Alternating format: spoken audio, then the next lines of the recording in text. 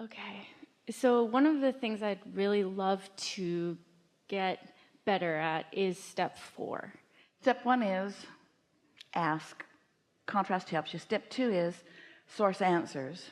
Step 3 is you get in the receiving mode. Step 4 is you're really good at being in the receiving mode.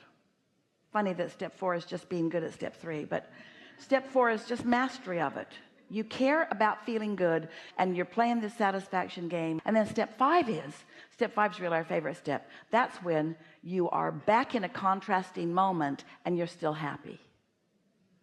The contrast isn't setting you off your game. You see it for what it is, the valuable thing that it is. Yeah. Okay, so then maybe it's more 4 to 5. So I've gotten fairly good at the first few steps a few days of the week. So there's 7 days a week, and don't pat yourself on the back too much. Step 1, that's a no-brainer. You can't get out of step 1. Life just happens and you launch rockets whether you want to or not. Step 2, we're doing. So the first 2 steps you get no credit whatsoever for. That's the universe, that's life coming at you. Step 3 is the first thing you got to do, and you know what it is? Be happy. We know it's a challenge. Feel good. And then you know what step 4 is? Like feeling good. That's all. Like it so much that you're willing to do it. Like it so much that you're willing to be aware. Like it so much that you're willing to catch it in the early subtle stages. Like it so much that you're willing to know when you are and know when you aren't. And you know, you're very smart that you want to weave 4 and 5 together, because step 5, which is being in step 1 and not being upset about it, that's really because you've mastered step 4, because you like so much feeling good you're not willing to beat up on yourself anymore. So life came at you and gave you more contrast. Does that make you bad? No, that makes you fulfilling your reason for being. You didn't say, I'll go forth and I'll rid the world of contrast, or I'll go forth and I'll be oblivious to contrast. You said, I'll go forth and I'll accept contrast as my friend. The other morning Esther woke up. We keep telling you, we wake her up. We feel happy about her life, so happy about her life that she goes, and then she looks at her clock and thinks, what the hell? It's still dark outside. Why am I awake? It's us. And the thought that's in her mind is she sees the infinity sign or the eternity sign, call it whatever you want. So we said to her, because it was on its side, look at it and see one end of it is contrast and the other end of it is desire, or belief and desire, in other words, and see how it all fits together, and see how eternity is made up of knowing what you don't want and knowing what you do want, the contrast launching the desires, the question brings the answer and the problem brings the solution, how it all fits together. Make peace, feel appreciation for all of this contrast. So when new contrast shows itself to you because you want expansion, then thank the contrast that's shown itself to you, because as it shows you what you don't want, it shows you what you do want. You cannot be the eternal being that you are without all of that. Yes?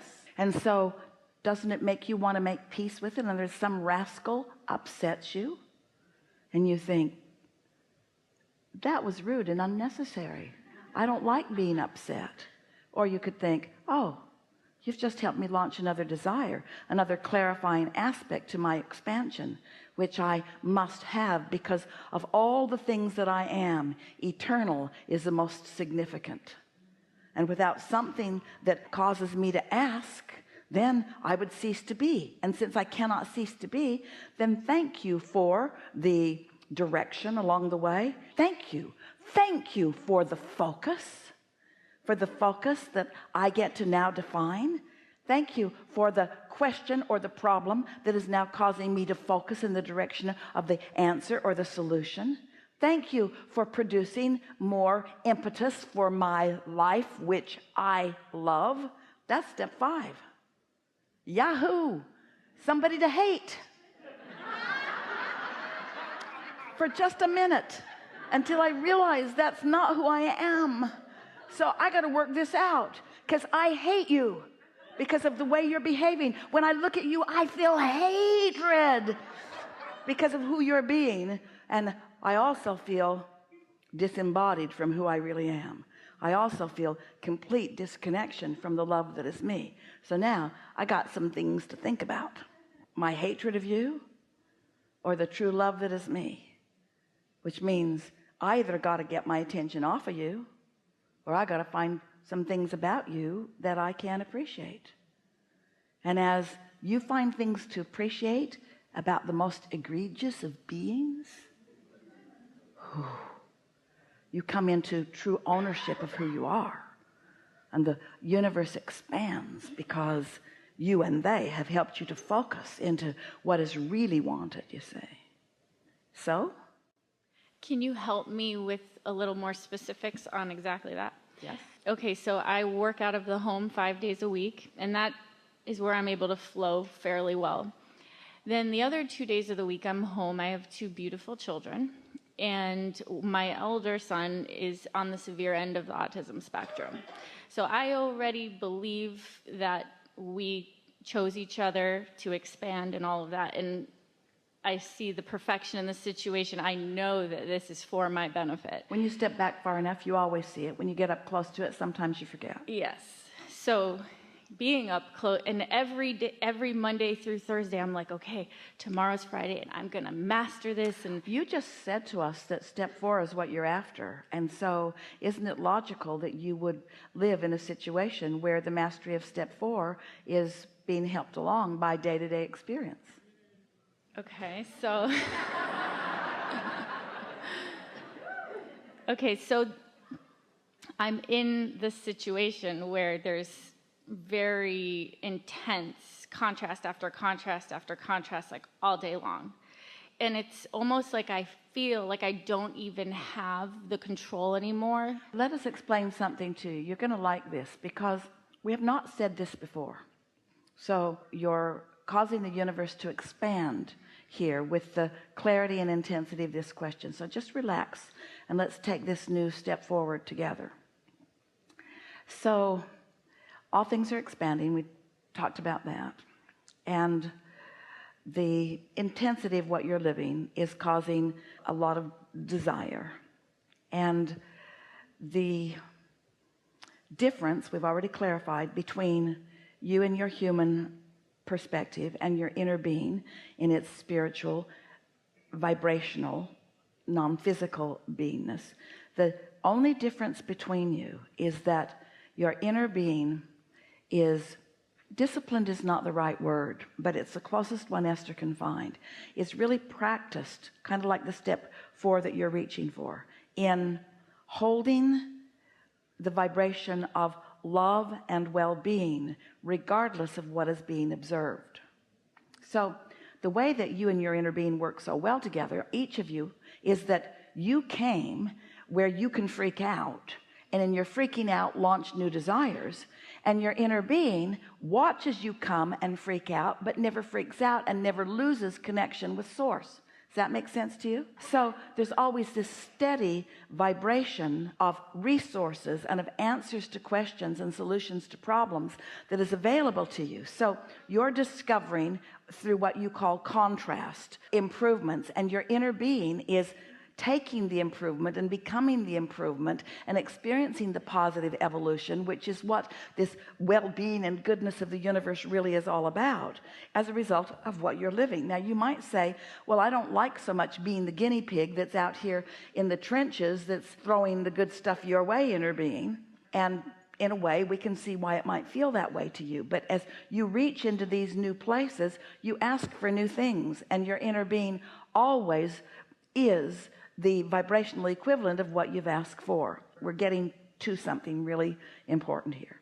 Your inner being sees the contrast but doesn't have the knee-jerk reaction to it, because your inner being is stable in its knowledge of goodness and well-being. Your inner being knows that there's no risk and knows that the well-being is dominant. And so it doesn't matter what upheaval is happening on the planet. You have to ask sometimes. Humans do ask this question on a pretty regular basis.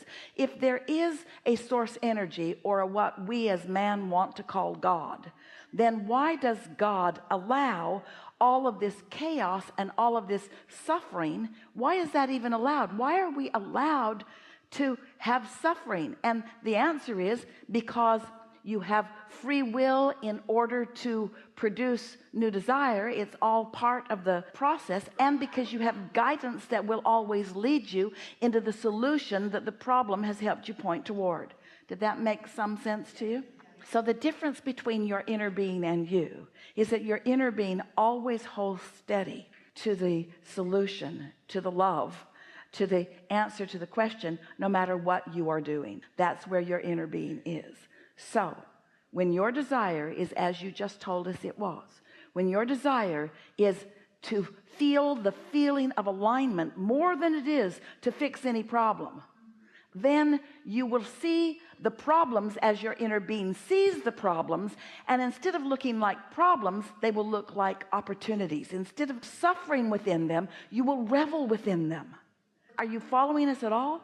It's like Esther broke everything on an etagere. She was dusting, and one shelf got loose, and it broke the next and the next and the next, and all the treasures that they'd gathered for the first 10 years of their life together were all in a crumbled pile of broken glass. And Jerry, when he heard the crash, came running. He said, "Oh, good, something to want." He saw no problem with a crumpled pile of glass, because it just meant there were a lot of empty shelves that could be filled with more treasures, and the fun of finding them is so delicious, you see. Helpful? Yes. And also today's his birthday, so thank you. Pretty good.